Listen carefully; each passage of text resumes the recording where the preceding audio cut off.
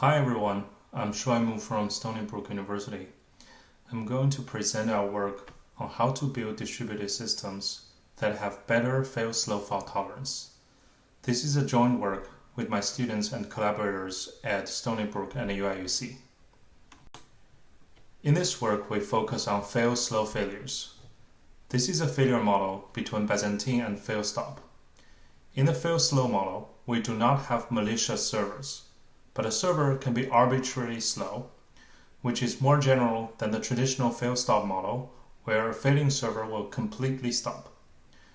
Fail-slow failures are quite common in practice and can be caused by various reasons, including hardware, software, network, and users.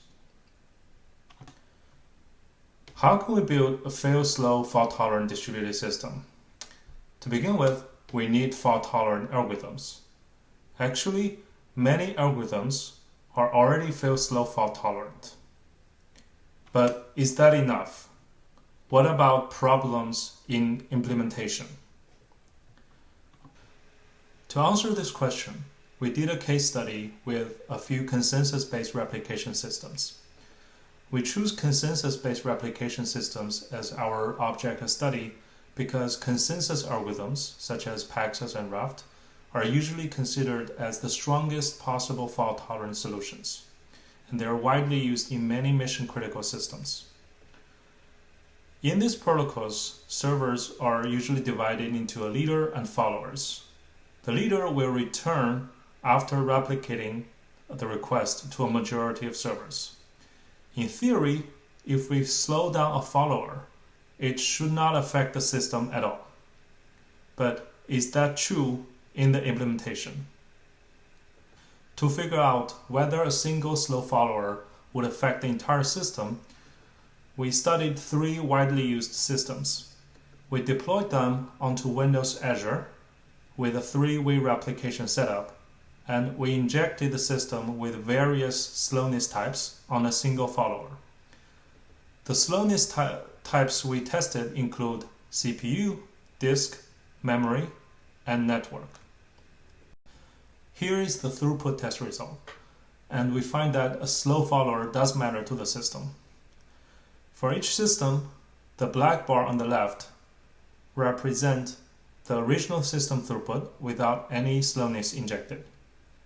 The bars on the right represent different slowness types. As you can see, in many cases, the systems suffer from a 20% performance decrease. In RethinkDB, we even trigger the system crash even though the failure is injected on a single follower. And here is the tail latency test, and the results are consistent with the throughput test. In many cases, we observe up to 4 times increase in the tail latency. We did try to find the root causes, and we reported our findings in the paper. But in this talk, I want to focus on the experiences in finding these root causes. At first, we imagine the debugging process to be very simple. We just need to establish the timeline of a request, and we find the key points of that request and add timestamps into that key points. And in the end, we can find which fragment of code is affected the most by the slowness errors we injected. However, this process is much harder than we thought. First, the code is very difficult to understand. A request lifetime is often spread into many small code pieces with many asynchronous callbacks. Second, each of the wait conditions for a request is often unmanaged. We don't know how long each wait exactly takes. Third, the logic code, for example the algorithms, and the framework code, for example RPCs, disk flushings, they're often mixed together, and it's hard to figure out which part is responsible for the performance degradation. Our experience drives us to think, how can we avoid these issues in future distributed systems? We propose a new framework to build distributed systems called DevFast. First, in DevFast, we bind each request to a user space thread coroutine. With this synchronous programming style, we replace every asynchronous callback with an event wait interface. And the framework will automatically manage and monitor all the waits in the coroutines. The framework will also link the coroutines on different servers together to track the footprint of each request. The framework also tries to provide better abstraction between the logic code and the framework code. And in our experience, we find this really helps our development and debugging. Here, I want to show you a code example with DepFast. In this example, the Raft leader replicates requests to followers.